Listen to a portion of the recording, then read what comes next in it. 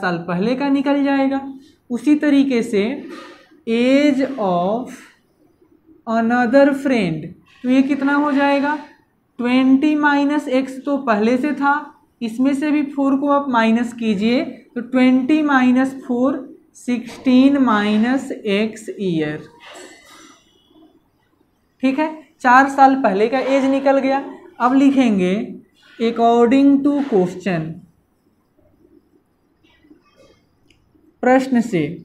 तो प्रश्न है कि 4 साल पहले उनके एज का प्रोडक्ट, तो 4 साल पहले एज कितना है x माइनस 4 इंटू फिर दूसरे वाले का एज कितना है तो 16 माइनस एक्स, और ये रिजल्ट किसके बराबर होगा 48 के बराबर होगा।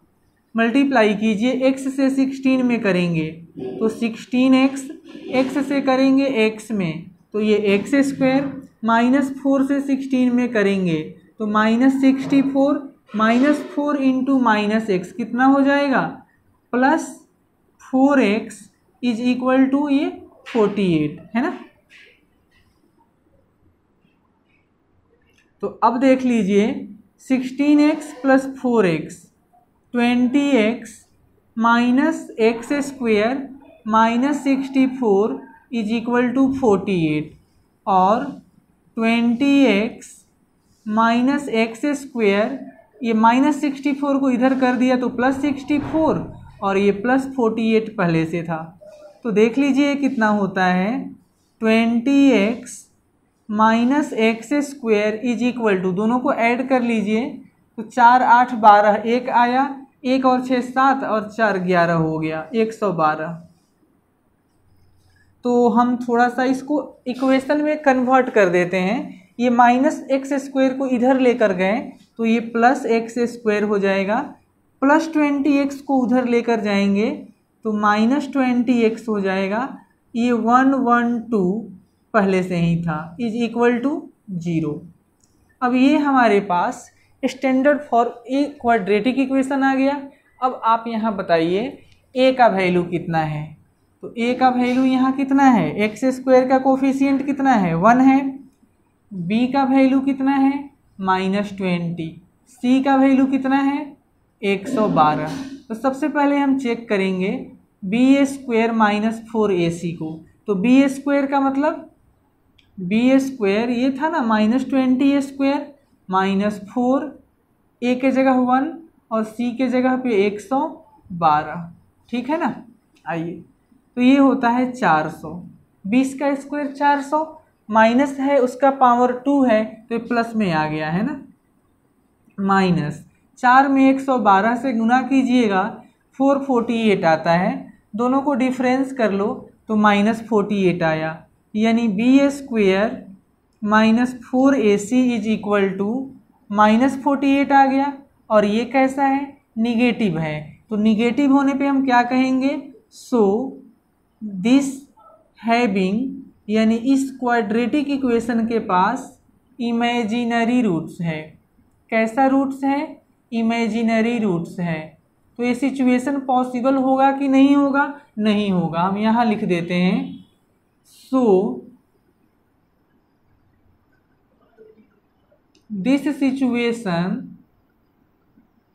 सिचुएशन इज इम्पॉसिबल, ऐसा संभव नहीं है, राइट। तो यही है आपका 4th क्वेश्चन। आगे चलते हैं, आपको क्वेश्चन नंबर 5 सिखाते हैं ना। तो पढ़िए क्वेश्चन नंबर 5। क्वेश्चन नंबर 5 कह रहा है is it possible to design a rectangular park of perimeter 80 metre and of area 400 metre square, if so find its length and breadth. कह रहा है कि ऐसा रेक्टेंगुलर पार्क बनाना पॉसिबल है कि नहीं है जिसके लिए पेरीमीटर 80 मीटर दिया हुआ है और इसका एरिया 400 मीटर स्क्वायर है ना। आइए सॉल्यूशन करके सिखाते हैं। सपोज करिएगा कि यह एक रेक्टेंगुलर पार्क है, एक रेक्टेंगल है, नाम दे देते हैं इसका ABCD। मन में मान लिया कि इसका लेंथ जो है वह x मीटर है और इसका जो ये विड्थ है ये y मीटर है। लेंथ को x मान लिया और विड्थ को y मान लिया। तो आइए सॉल्यूशन सिखाते हैं। पेरीमीटर, पेरीमीटर कितना गिवन है आपके पास? 80। पेरीमीटर को आप ऑलरेडी जानते हैं। What do mean by perimeter? Perimeter का मतलब होता है लेंथ ऑफ बाउंड्री। तो ये बाउंड्री का लेंथ कितना होगा? तो देखिए, इतना प्लस इतना बाउंड्री में आता है ना, फिर इतना प्लस इतना, तो बाउंड्री बनेगा। तो ये x है तो ये भी x है, अगर ये y है तो ये भी y है, रेक्टेंगल है ना। तो x प्लस x 2x, ये y प्लस y 2y। वैसे भी आप देख लीजिए, पेरीमीटर का फॉर्मूला होता है 2 इंटू लेंथ प्लस विड्थ, और ये 80 ऑलरेडी है। लेंथ आपने x लिया है, विड्थ y लिया है। तो यहाँ से मैं बोल रहा हूँ कि x प्लस वाई का वैल्यू जो हो जाएगा 80, 2 मल्टीप्लाई में है तो यहाँ आके डिवाइड में ये कैंसिल हो जाएगा। तो x प्लस वाई का वैल्यू 40 आया। दिस इज फर्स्ट इक्वेशन, ये फर्स्ट इक्वेशन है। अगेन, तो अब देख लीजिए क्वेश्चन का दूसरा कंडीशन क्या है। दूसरा कंडीशन है कि एरिया जो है इस रेक्टेंगुलर पार्क का वो 400 है, ठीक है। तो एरिया का फॉर्मूला होता है length into width, length into width, और लेंथ इंटू विड्थ का मतलब है इधर 400। तो आइए सीखते हैं। लेंथ के जगह x रखेंगे, विड्थ के जगह y रखेंगे, इज इक्वल टू 400। अब देखो ये x को रहने दो, इस y को यहाँ से सोल्व करेंगे। इक्वेशन फर्स्ट में y का वैल्यू कितना आएगा? 40 minus x is equal to 400। Multiply करो तो 40x minus x square is equal to 400। हम क्या करते हैं, इन सभी टर्म को इधर लेकर जाते हैं। तो माइनस एक्स स्क्वायर उधर गया तो प्लस एक्स स्क्वायर हो जाएगा, प्लस 40x इधर आया तो माइनस 40x, और प्लस 400 इज इक्वल टू 0, ठीक है ना।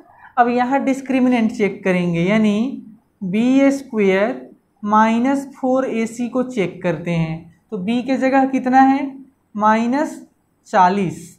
तो माइनस 40 का होल स्क्वायर माइनस 4 इंटू ए के जगह 1 है ना, एक्स स्क्वायर में 1 से इंटू कर सकते हैं, और c के जगह पे 400 इधर लिख लेते हैं, है ना।